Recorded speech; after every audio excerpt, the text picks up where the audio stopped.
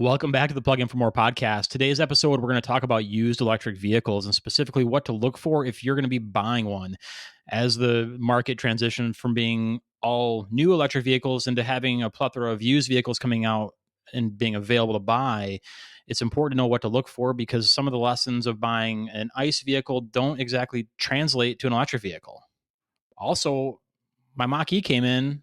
I'm really excited to talk about that. Welcome to Plug In for More, brought to you by EVUniverse.com.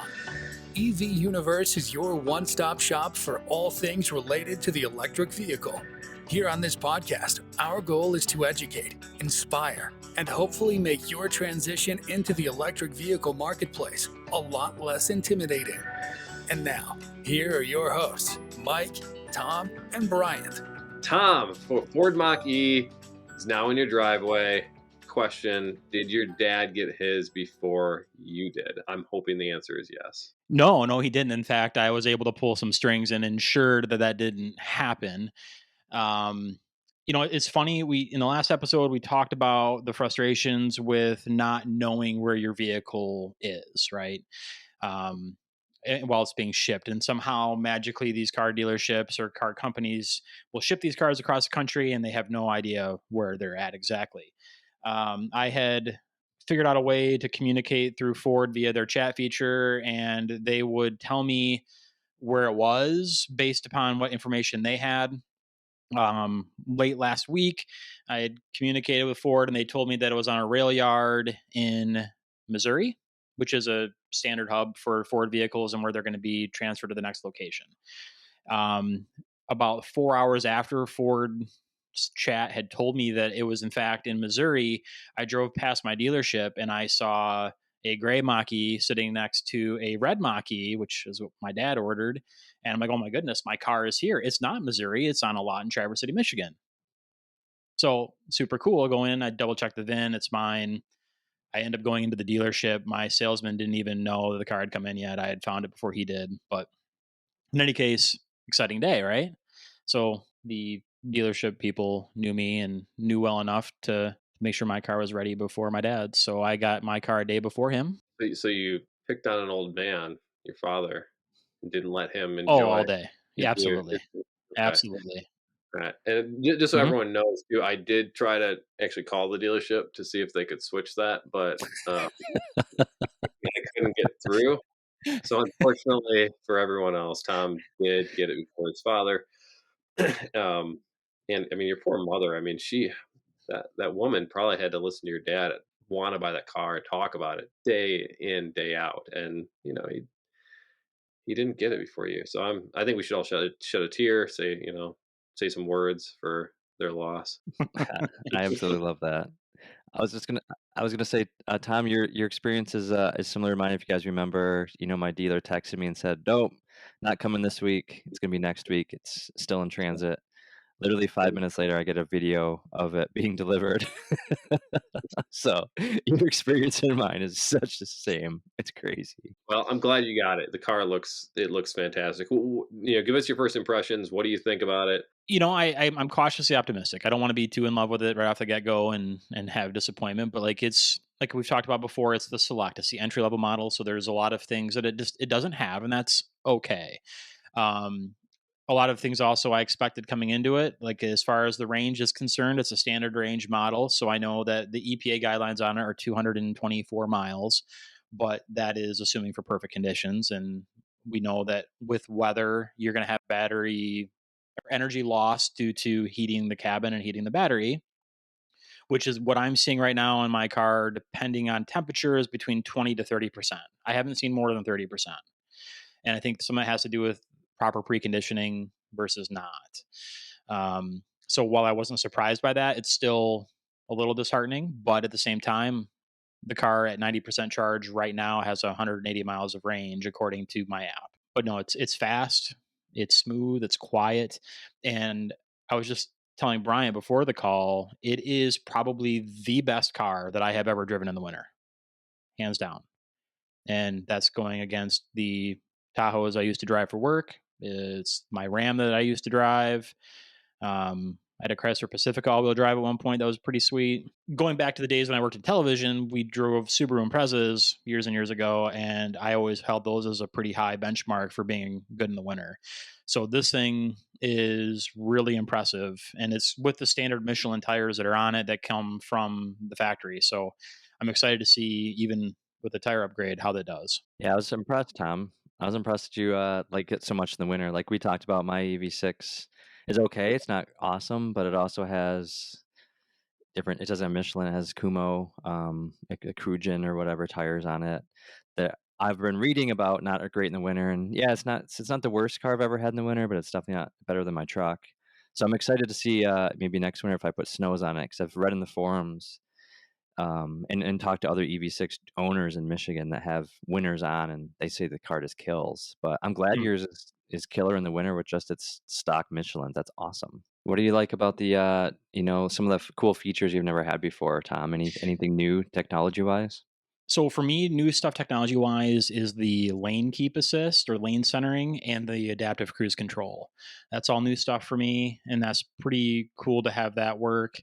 It's all kind of coupled with the Blue Cruise technology as well that Ford has, which is the hands-free driving, but that only works on freeways. I have yet to test that out, and I would like to be able to do that before my 90-day trial for Blue Cruise expires, because I want to make sure that it's going to be worth that subscription going forward. But as little freeway driving as I do, I don't think it's going to be worth it. I think it's like $600 for 3 years. I'm probably not going to go that route. And the only other thing that comes with that subscription besides the Blue Cruise is the 360 camera, which isn't worth it to me either. Yeah, I mean, for me, if because we do a lot of road trips, that would probably be something I would look at. But if that's not your use case, then Right. especially for northern Michigan, it's a lot of 2-lane roads, a lot of backcountry driving. It's not going to be major highways for hours on end. Yeah, and for listeners across the country, where exactly we're located, I am an hour away from our closest freeway. So it's the chance of getting to the freeway is probably slim, and I don't do a lot of road trips. At least we're not right now, so I'm not that worried about it. So overall, positive. Absolutely, yeah. Overall, positive.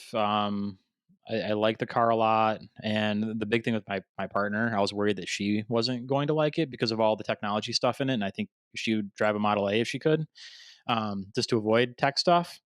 But she loves it, and she's really kind of latched onto the one pedal driving, and is we're going to use that kind of as our primary family car and keep the gas vehicle that would traditionally be hers. We're going to keep that as just a backup vehicle for now. So it's a nice transition for us to try to save some money and be more efficient and reduce our carbon footprint. That's awesome. Love it. Can't wait to hear more as you get to experience new things with it. So, Yeah. think Mike, anything on your side? Any Rivian stories or anything? No, I mean with the Rivian, I've hit 1,000 miles on that vehicle already. You know, I just keep getting a ton of people asking about the truck. That they ask, "Is that the new Tesla truck?" And the answer to that is no. It is. Who's it made by? Rivian. Who's Rivian? Where is it from? All that kind of stuff. So that's been a blast to kind of go through and pop the hood and show people there's space you can use it for. Home Depot was very interesting.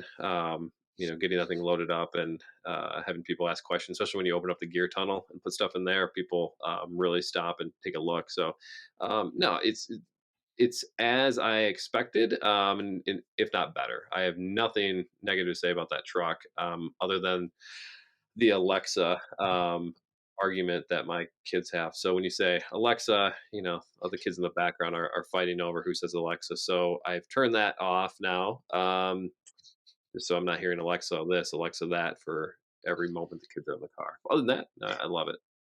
The Mach-E has the built-in Alexa too, and I turn that off right away. Hmm. Like Yeah. disable, delete, get that off the screen. The kids do not need to know that exists. Yeah. Well, mine do, and they keep wondering where Alexa went. So it's Alexa went bye bye for the time being. But So as you're talking about going to Home Depot and putting wood into the gear tunnel, I just had this vision of I can't wait to see this because we both know or all know that this is going to happen. Is that somebody's going to try to start moving 2x4s in their gear tunnel, and they're going to drive down the road with their 8-foot 2x4s sticking horizontally through that car. Like it's going to happen. it is. I mean, It, We could make a video on that. Not going to, but It's going to Please don't. happen. yeah, it's gonna happen. You're listening to the Plug In for More podcast. If you're looking for information on electric vehicles components, or information on how to reduce your carbon footprint, look no further than evuniverse.com. evuniverse.com is your one-stop shop for all things related to electric vehicle. All right, so we want to dive in. What's going on? My dog. That's what's going on. This is a good bloopers episode, Tom. I'm going to cut out most of the jokes that I made because they Yeah, just seem low effort. he's gonna pee in the corner. Yeah. Why is your dog going to pee in the corner? I know. Because Is he not potty trained? Do you want to We're come over trying here? to we're trying to have a professional podcast. Well, does this look professional to you? Inspiring confidence across the globe. Yeah. Well. All right, so we'll jump into now the point of the topic for this episode for buying a used electric vehicle and some of the things to look for and things that aren't going to exactly translate from an ICE vehicle to an electric vehicle. And we've compiled a list of things that we're going to cover here just to make sure that you're informed going forward buying used EVs as more used EVs come to market. Bryant, can you start us off with what you think is the most important thing that we should be looking for?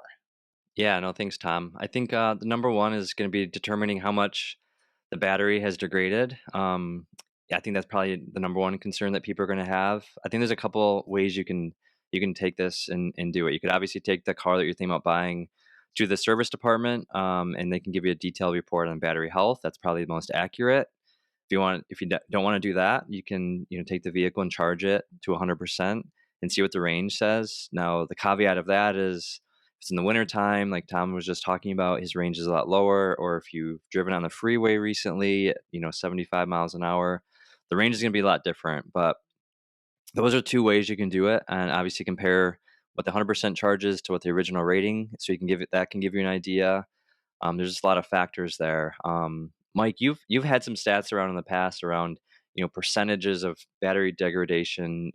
Degrades this percent per year. Anything to chime in with there? Any research you've done? Yeah, so I mean, what you'll typically see, and this is what I've seen with my EVs, and for the listeners who haven't listened to our podcast before, I've owned a number of different EVs over the years. I think I'm at number 7 or 8 at this point. But what you're going to see over the first 3 years is that the batteries typically will degrade to a total of about 10%, so they'll have 90% of their capacity left thereabouts, and so about 3% a year. Sometimes it can be less, sometimes it can be more. And as the batteries and the battery management systems get better and better, we're seeing less and less degradation. But that's typically what we've seen, especially when you look at a large number of Teslas in the Model S, Model X range when those were first coming out, and those have the most data on them. Just from sheer number of cars produced and that sort of thing. So that's really what you're looking for. Is typically about 10% you're gonna lose over those first couple of years. But beyond that, if you're looking at a chart or a graph of the degradation, it really levels off after that point. You're still going to lose a little bit, but over the next 10 years or so, it really doesn't lose a whole lot more beyond that.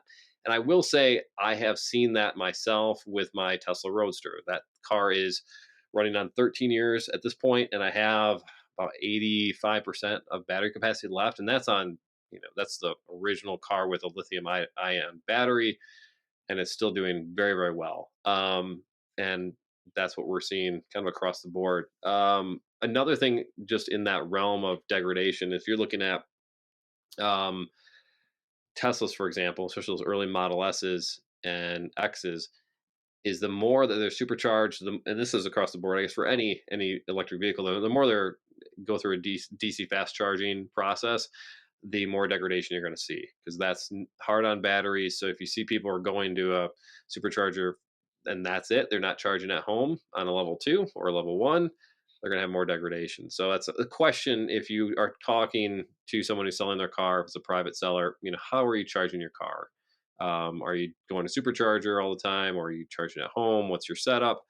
Along with if they're charging to 100% all the time, because that's not good for the battery. If they're charging less than that, and again, this depends on the vehicle. If it's going to be 70 to 90% in that range, but that's what is usually recommended by the manufacturer to keep it at max until you go on a trip.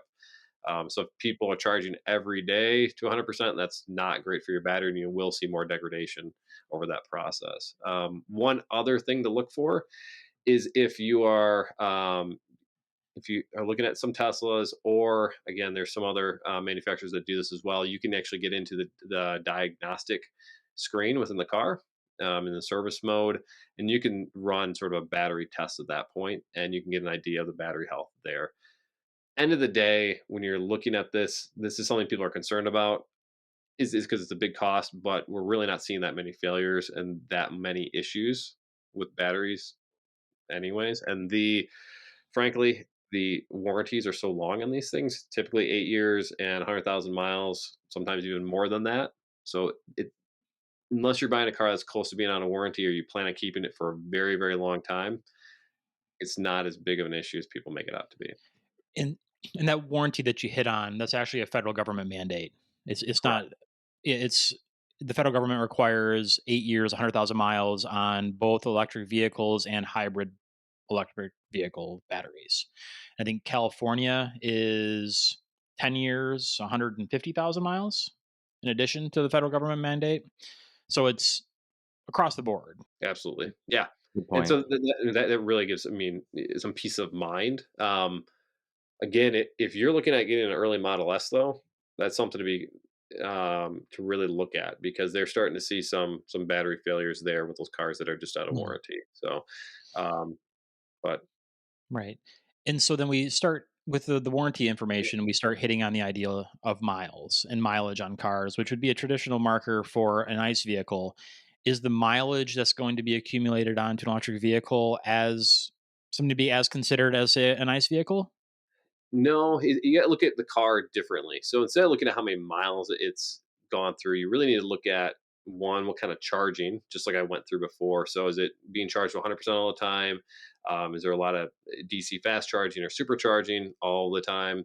So those are some of the initial components. Miles do factor in when you're talking about tires. Brakes, most people are not even seeing, 100,000, they're seeing 100,000 miles or more on their original brakes. I mean, because of regenerative braking, you're really not using them much at all for an EV. But it's tires, it's suspension components, and anything that's rubber or plastic on the car is going to wear out over time. So it's those types of things that will happen, just like any other car over that time frame. But you're not dealing with other type of fluid changes and that sort of thing that would, if someone didn't change their oil, that's something to really be concerned about. You don't have to worry about that with an EV. So Right. it's really just time and how the battery was taken care of. And then obviously looking a little bit on the miles for the suspension components and that sort of thing. But that's about it. It's a lot I mean, simpler. Mike, you talked about the battery replacement. I think that's, at least my friends who don't know EVs, they always send me articles of a Chevy, Bolt battery replaced, and it's not really common to have batteries replaced. You're talking about with the Tesla Model S, but is that one of the things you should look at is, has the battery been replaced, or is it just pretty rare that batteries are being replaced? What are your thoughts on that? Yeah, I mean, it's rare if you look at the total number. It really is. And you look at the older cars, there's going to be more of the older cars having their battery replaced than the newer ones. One, just because of time frame, how long they've been on the road, but two, because the technology's gotten better and better. But it's really not. When I'm talking to family, friends, people coming to the website asking, what do I need to be aware of? It's not something I'm typically like, spend a whole bunch of time worrying about this or looking at this. Just like, if you're looking at someone who's buying a 3-year-old, uh, you know, suburban, um, do you need to worry about replacing that engine anytime soon? No. Frankly, it's even less than that. There's a lot less components when you're looking at even the motor and that sort of thing. So, no. I mean, definitely check it out, just like anything else. I mean, buyer beware when you're getting into these things, but it's not something I would ever lose any sleep over. Gotcha. That's helpful. I think, another thing that comes to mind is we're talking about battery degradation and range. And I think it's a question around, how much do you drive your car? And like Tom was talking about, he doesn't go on the freeway very much. And so is there an opportunity, if you only are going to use a vehicle as a commuter car and it is losing, 20% of its range, is that okay? Example comes to mind is the Nissan Leaf is a lower range car, but for just an average commute, it's going to be, fine. Commuting 50, 60, 70 miles a day shouldn't be a problem. But I do think though something else to think about besides range is speed of charging. So that same Nissan Leaf, has I don't want to get too detailed here, but has a 6.6 onboard kilowatt charger, and it's going to take a lot longer to top that off than a new Rivian or a new Mach-E or a new EV6. But guys, what are your thoughts around what's more important? Is it range or is it charging speed? And maybe not what's more important, but what should people be looking for? Is it better to have a longer range and it charges slower, or is it a shorter range charges faster? What are you guys' thoughts there? The way I look at that is how big is your bladder? I mean, that's it. Like when you're on a long road trip, I mean, even if you're looking at 220, 240 miles of range, that's 2 hours of driving. How long, I guess, how often do you need to stop? For me, I've got a couple kids if I'm going on a road trip, and we're not going more than 2 hours without stopping, anyways. So then at that point, it's really how fast is it charging? Like, I don't want to be sitting there for an hour or 45 minutes if it's a real slow, trickle charge or something like that. So for me, that's a bigger concern than overall range. The other thing that you have to consider too is when you're looking at a vehicle with a large range, it has a large battery typically. So if you're looking at like a Lucid or even the Rivian's got a 135 kilowatt battery. That's a big battery pack. So even if you're getting a good amount of range, it's still just going to take longer just because it takes more energy to fill it up. Hmm. And so that's something to consider too. And I would echo that sentiment. My preference would be for the faster charging over overall range, just so that you could keep moving. And I know like the Mach-E compared to the EV6, like what you've got, Brian, is about half the max charging speed. And so I know that if I go to a fast charger, my Mach-E, it's going to take me longer than you in your EV6. Yeah, it's hopefully if a fast charger actually is fast charging. That's a whole different topic, but yes. Sure, absolutely, right. And none of that's really specific to a used vehicle, other than just being informed about your purchase of any vehicle you buy and knowing what it's capable of and what to expect and how you're going to use it. Yeah. Yep. Tom, I think that's a really good point. Like talking about things that you would normally look at when you're buying a vehicle. And so let's talk about that because a lot of times people are buying an EV, they're buying a used EV, they haven't bought a car in 5, 6 years. It's not something they're really used to. So I want to walk through that for folks so that they are, aware of the typical things that I look for, and I think the rest of us look for when we're buying a used vehicle. And number one, right off the bat, is I always check out the Carfax or the Auto Check report. And again, that's if you look at our website, you'll see all our cars have one or the other. The vast majority of our cars on our website have one or the other of those reports available.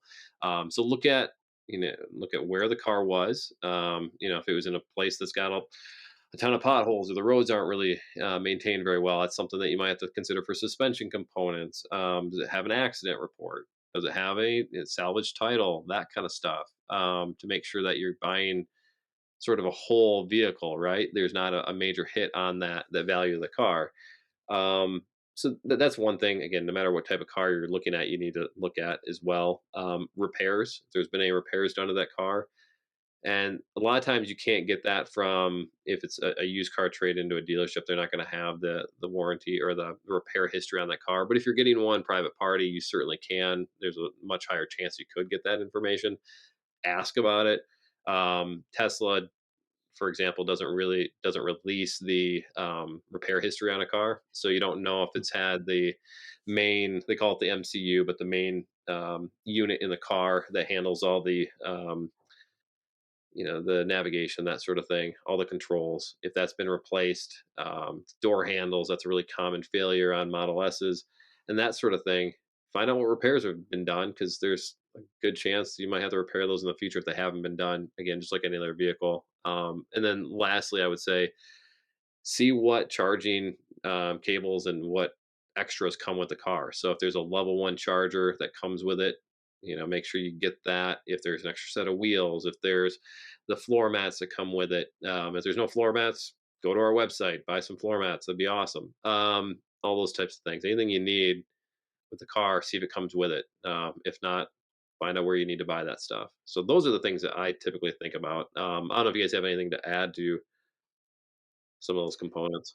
I mean, Mike, you point out something that I think is different in EVs, and even with new EVs, is the charger, right? So my car did not come with a charger, and you're talking, anywhere from level one, $150 to $500. That's significant. So making sure you put that into the asking of that, hey, does it come with a level one charger? Does it come with anything?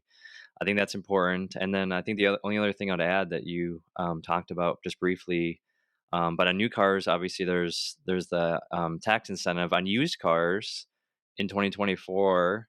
There is a tax incentive if the vehicle is below 25,000. There is up to a $4,000. It doesn't take effect this year, so it's another. But there could be some local incentives. So maybe you have a local incentive or utility incentive. Tom, talk about your utility. I mean, your utility incentive was actually pretty awesome on your charging. Talk about that for a minute. Yeah, so the electric cooperative that I'm a part of at where I live offered an $800 rebate for the purchase and installation of a level two charger, residential charger, assuming that you also bought an electric vehicle. Um, I was able to provide receipts for the installation of that as long with the vehicle purchase, which the separate rebate for the vehicle purchase was $500. So I'm going to get a total of $1,300 back for the purchase of both the charger and installation, and then the electric vehicle as well, which almost cover the entire cost of the installation of the charger. And then it still qualifies for a 30% tax rebate as well. So another $500 coming back from the federal government in form of my tax return. So I'll probably make money on that transaction. So that's good to look for as well. It's really good advice. So I think just recapping what we've talked about, like with any car, like Mike was talking about, Carfax, take a look at the accident history report. That's across the board. Making sure you get service records, things like that. I think specifically for EV is trying to find out, ask about fast charging, like Mike was talking about. Take it and see if you can get a battery health report or charge it to 100% to see what the range is looking like. And then don't forget to ask about chargers or accessories that came with the car that you wouldn't normally have on an ICE vehicle. But I'd say that's the summary of what we talked about, unless I missed anything else. Well, I just had a couple thoughts. The other thing that you'll end up seeing with all EVs, frankly, is because of the weight, and we talked about this on the previous podcast. Is the tire wear, and so if you have some alignment issues, potentially you're going to have some different wearing, especially with some of these vehicles that have air suspensions. What they're seeing is usually the inside of the tire is worn a little bit more than the outside. So make sure you take a good look at those. And I always say, get a third party inspection on the vehicle if you can. Ideally, take it to the dealership, just because they're used to those EVs, especially with the newer ones out there. They're going to be the experts in it. So take it there if you can. Have a pre-purchase inspection done. And the other thing too that's going to factor in when you're buying a used car is if it has any paint protection film put on it. And a lot of people are putting that on their EVs when they get them for the first time, because they're a large investment, and people want to take care of them. So that'd be one thing to check out too. I mean, if it has it, usually that's a couple $100 to a few $1,000s worth of cost that the previous owner put into that car. It will save the paint, and usually it makes it look a little bit nicer. So, is it a deal breaker for me? Definitely not one way or the other, but it is a nice add on if it is there. Good point.